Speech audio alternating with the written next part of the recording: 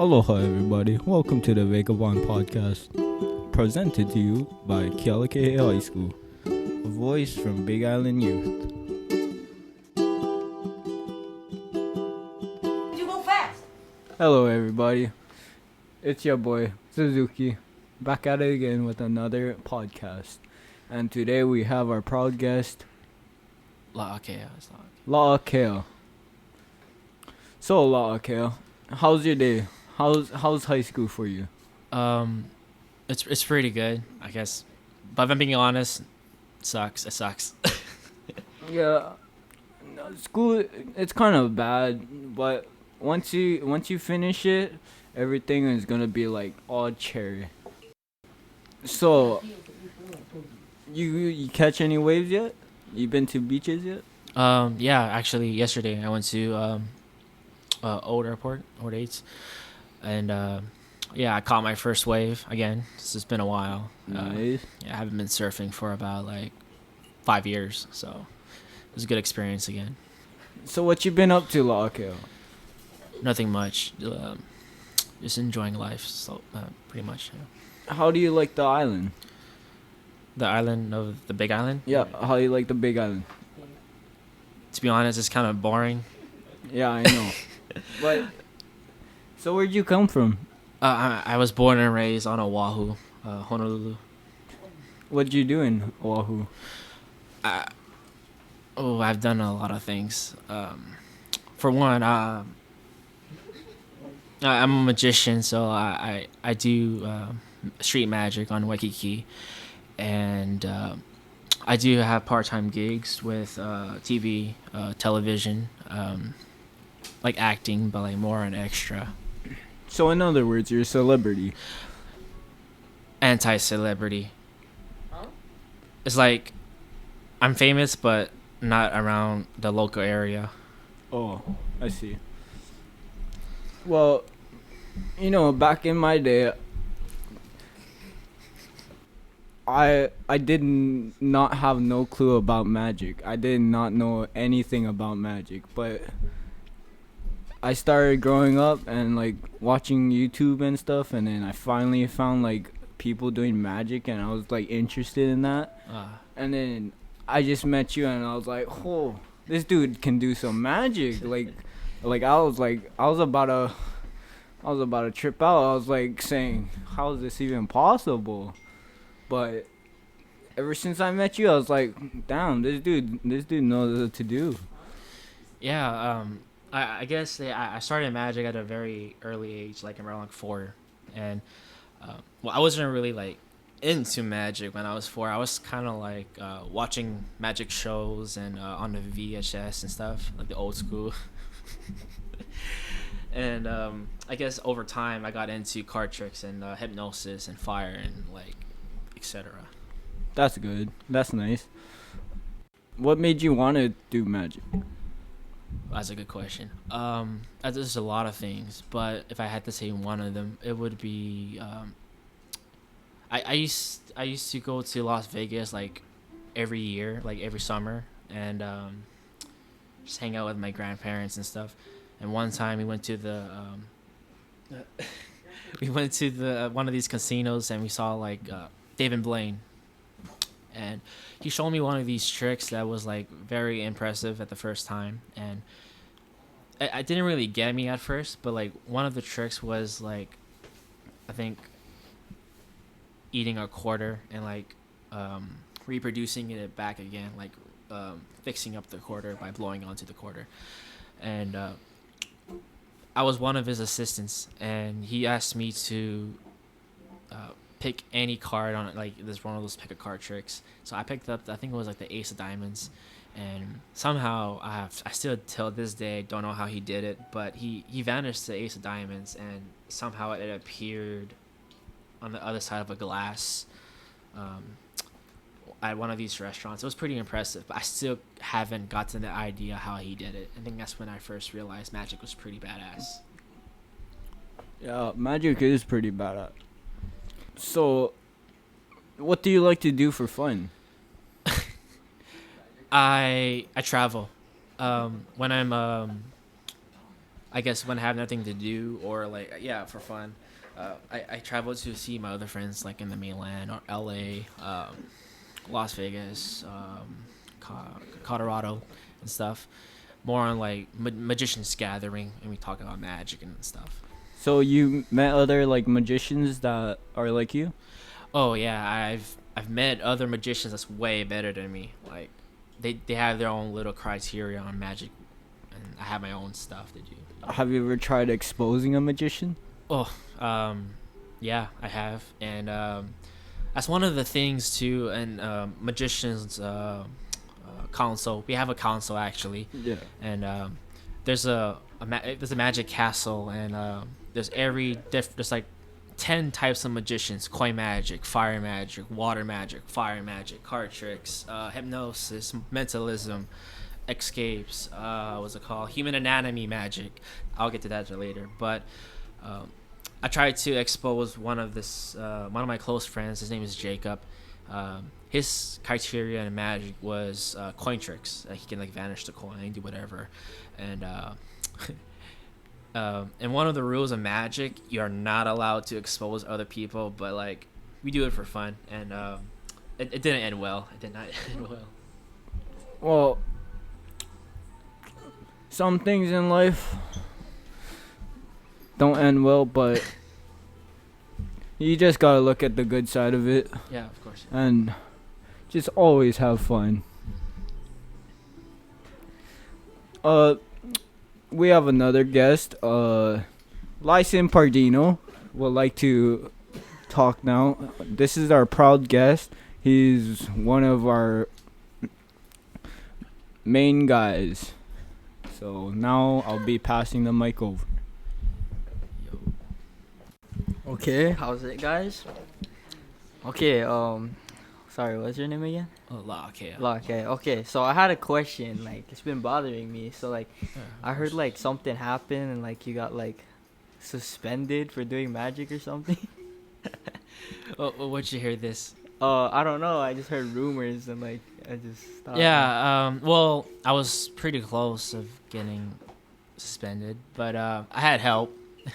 So basically what happened was it was actually my second day new at school, and I was at the cafeteria. I think we were having sloppy joes. Right. So I was sitting there and just like enjoying my lunch, and then this one kid walked up to me actually and asked me to show a trick.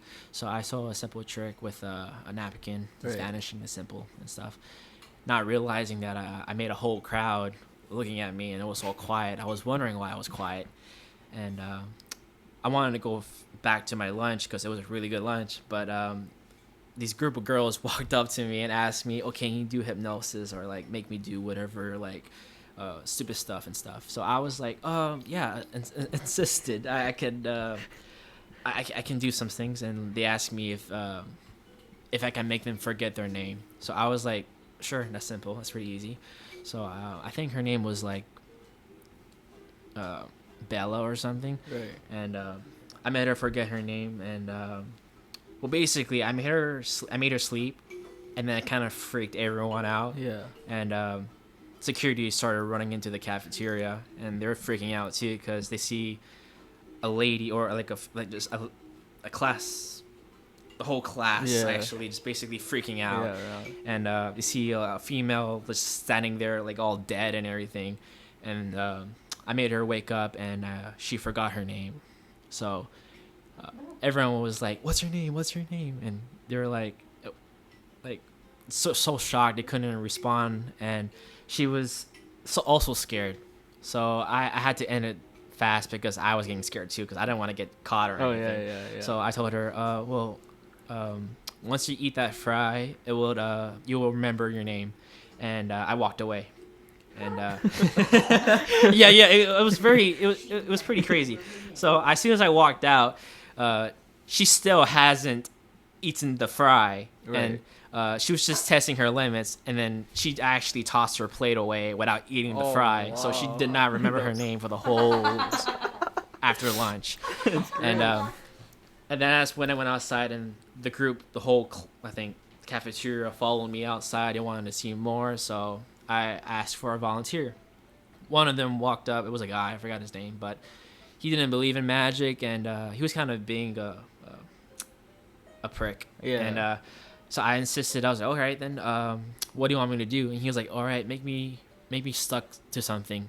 And I was like, is that your wish? And I was like, he was like, yeah, of course. And I was like, okay, sure. So I made him stuck to the ground, and I walked away because I was like still shocked on the fact that like the security guards was following me, and he couldn't move and he was freaking out. So I went back and like knocked him in the head, and he said, you can walk. And he started crawling. And it was funny because that's when I got sent to the office. Oh wow. Yeah, and that's when the police came in and What, the answered me. police? Yeah. Oh wow. Yeah, they asked me a lot of questions, and the priest and stuff like that. And I guess I would have not get it expelled without Bella, I think that's her name. Yeah. The first person that hypnotized. She actually went to the office and said that she was perfectly fine. Nothing happened to her. She wasn't like forced to do anything weird. Yeah. But yeah. So since she said that, I was free to go, and the security guards banned my cards, so they took away my cards. I had like 20 packs of cards in the backpacks. Yeah, I took all of them. Yeah, so that's there's more to it, but like I don't want to get into details. It's kind of freaking hilarious. Wow. Yeah, that's what I wanted to know because everyone was talking about it. Yeah. So like, is like magic is it like something you wanna like Pursue? Pursue. Yeah.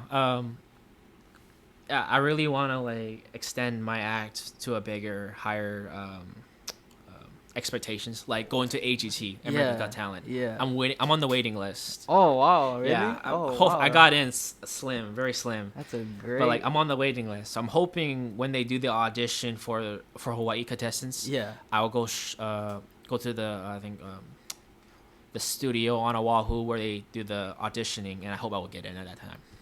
I expect you to be on TV then. Oh, trust me. Yeah.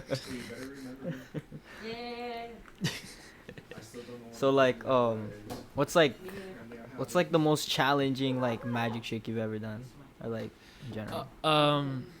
Human anatomy magic. So basically, anatomy is like the human body parts. Right. So I'm gonna give you a strict detail on what they do. So have you seen people when they swallow swords or right. when they eat like I think like little bombs or something? I don't know how they eat fire. So I think that's the hardest magic trick that I can perform because like I haven't graduated my magic grad yet. Yeah. And I guess I'm working my way up, and it takes 14 years to master human anatomy magic. Wow. Yeah. Can you like what's like one of the human anatomy magic tricks you can do? Ooh. What can I do? Well, I can start small. So basically, I can break my fingers, dislocate them, and everything. And, but it's not really a magic trick. It's it's an essential to a magic trick I can perform. For instance, if I was in the handcuffs, I can dislocate my thumb and then release and making it look like I got out of the handcuffs. So you can actually dislocate like. Yeah. But it wouldn't hurt, or no. Oh, wow. That's the only thing I can do. That's but amazing. other than like straight jackets and stuff, that's yeah. like 14 years of magic. That's why you dislocate your shoulders and stuff. Oh wow, but that's like handy though. Like if you get cuffed by a cop or something. You can Funny story. So I was in middle school, and so I was in middle school, and I was doing this card trick that kind of like went wrong. Right. It was involving with fire. Oh wow. And I kind of burnt like a bush and at my middle school. Yeah, it was in Oh. middle school. Yeah. It was pretty hilarious, and I got arrested. But oh wow. But yeah, I was like 15, I guess. I was 15, and the cop was telling me, well, the officer told me to sit in the back of the seat, asking me some weird questions. What were you doing with the fire, and like why were you gonna do that in the bush? And I was like, I don't know. The fire was getting big. I don't know what to do. I just tossed it in the bush. So at a young age, I was very stupid. But when he handcuffed me, the requirements for police force, they had to handcuff you behind you. So like, so you have like no like vision of what's happening with your hands. But what the officer did, he actually handcuffed me and my foot together. Okay. So like, I couldn't really move or run away. So what I did was I did dislocated my thumb. Yeah. And I got free, but I couldn't dislocate my what's it called, shoulder because oh no, my ankle. Yeah. But when the officers opened the door, he was freaking like, he was like, "How'd you get out of my cuffs?" And I was like, "Oh, you gotta like jiggle it." And yeah, I got my first juvie point. Oh wow, it was hilarious though. Did you have to like for like juvie? Did you have to like go like in those facilities and stuff? Oh yeah, but what was funny, everyone was scared of me because on my police report, I was put on code. I think it was code, not precautions like danger and stuff. Oh, because wow. like the officer enlisted that he got out of my handcuffs and like I don't know how he did it and stuff. So like danger, code danger or something. So. Whoa. They put me on lockdown every single day. Down every day? Every day. Oh, yeah. Wow. And I had to get a lawyer, and the next 2 months later, I got out. So like they actually like put you in a jail cell or something Yeah. like that. Wow. And but for some funny reason, I got out. Oh really? How? Yeah, I had to use the bathroom, guys. Come on. I don't want to take make number 2 in front of the people, and like there's no stalls or anything. So. They thought it was funny, and including my judge, he thought it was hilarious. So I did community service after. So wow. Yeah. How long were you in there? 2 months. 2 months. Wow. So I missed a lot. Pretty long. Yeah. I got a funny police story. Okay, and So I got a pretty funny police story. When I was 8, I used to skate a lot. I used to be on a professional skate team, but when I was 8 years old, all the big dudes at the skate park were throwing rocks at a cop car, and I was like, "Oh, cool! We're throwing rocks at cop cars." I threw a rock and it broke one of the top lights, and the cop came running after me all the way to my house. Oh, no. And then as soon as he got to me, he was like, "Why are you throwing rocks in my car? What the hell's wrong with you?" And I was like, "How come you're not busting the dudes who are like breaking windshields?" I'm 8. What do you like? What the hell? You were 8. I was 8. Yeah. Wow. I was 8, and he was like, "Why are you busting my stuff?" I was like, "There's like 23-year-old dudes lighting fires. Yeah. Can you not bother me?" And so I was already at my house, but he got me in the car, and then he was like, "Where's your house?" I was like, "It's right there." I lived in apartments. I was like, "I'm apartment 101 on 2nd story." My mom came out. She was like, shit. She was like, "Oh, great. Again. He's coming back home in a cop car again. Awesome." So when I got there, my mom got me out of the car and was asking what's going on. And the dudes who were throwing rocks came to my house and started throwing rocks at his car again. But some 42-year-old fat cop can't chase 26, 20-year-old dudes on skateboards. Yeah, that's funny. You know what's funny? Like, I see, like, out of shape, like, they're very extreme out of shape cops. And I don't think, in my opinion, they should do the service because their main job is to protect and serve, not just to sit down and, like... Yeah. Those fat guys can run. Yeah. This dude chased me about half mile back to my house. Oh, we got some push-ups. Oh. He's clapping. Was that 5? That's not with my hands, by the way. Oh, okay. Anyway. So, that was part 1. Part 2, almost a year later.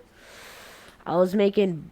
You can call them bombs, but they're just fireworks. I was making fireworks with the older dudes, and I lit one off, and it flew into a car and lit the inside of the car on fire. So we had all these like 7 or 8 cops showed up to the skate park, and me and all the other big guys were like, what do we do? Should we run? Because if we run, there's 8 cop cars, there's a river right there, and it's kind of hard to get out of this place. Of course.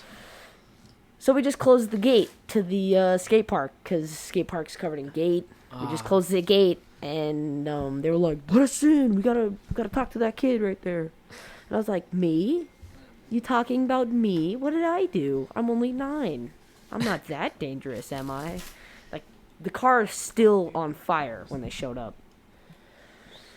So, yeah, that was bad because my mom had to show up, my grandparents showed up, and I got taken to the police station, even though I'm 9.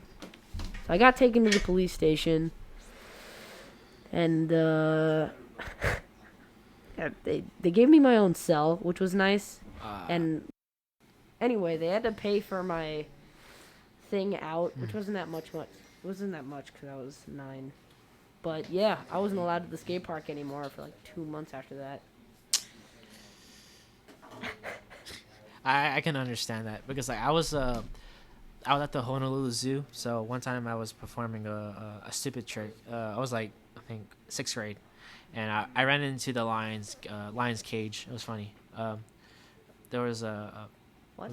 So there was this lion, and the groundskeeper, I guess, lit the gate open like for staffs only. So I ran into the staff's gate, and then I thought it would be pretty cool to what's it called, to climb over the fence, and say hi to my mom and dad.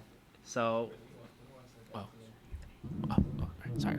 So I thought it would be funny to climb the fence and like scream to my mom and dad, and I did, and I didn't know that it was electric wired fence. So as soon as I touched it with my pinky, I kind of got shocked, and I went on like everywhere. I went on the news, and I think it was on YouTube one time. I don't know if it's still up.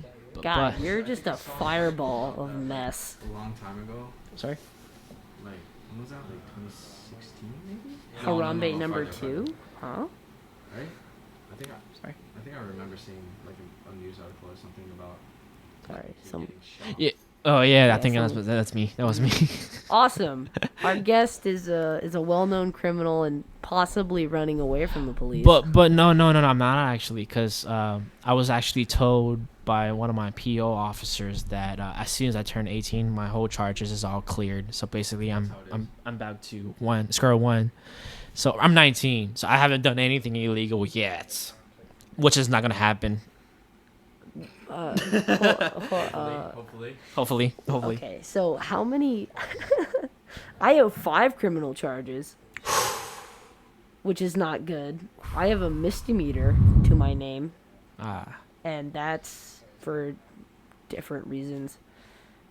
But how many did you have? I think I had like 12. It was a lot. God. I was a pretty messed up kid because I wasn't really like happy as a kid and child. I was actually homeless once. Well, me and my brothers actually were like, I think I was still an infant, like a baby. My biological father was in prison, and my mom was in nowhere to be seen. So I was like pretty much stuck in like a van with my brothers. Then my biological auntie picked us up and took care of us. Man, that sucks. I was homeless on Maui, Kauai, and Reno. Reno. Yeah. Rio? Reno's cold. Yeah, Reno. That's where I got all the cops after me. That's where most of them happen. Wow. I think that's a pretty big score. I've never been through there before. Yeah, Reno, the biggest little city in the world. That's pretty cool. It's not that crazy. There's a lot of meth, tons of meth, a lot of cocaine, a lot of drugs in general. It's a pretty dirty town. A lot of graffiti, homeless, hookers. That's a big thing there. Oh my goodness. Because prostitution is legal, in Nevada. So it's like there's one building that is always red, and I learned never to go near that building because red is the color of hookers, which is fun. Lights just turn red. That's not good. Well, I don't.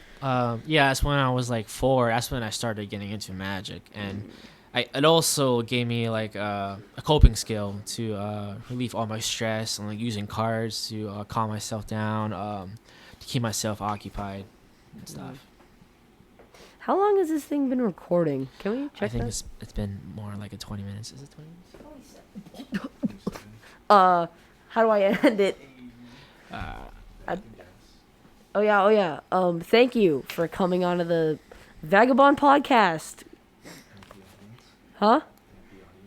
Yeah. Wait, I do what now? Oh, thank you for listening, I guess. Appreciate it. I don't know.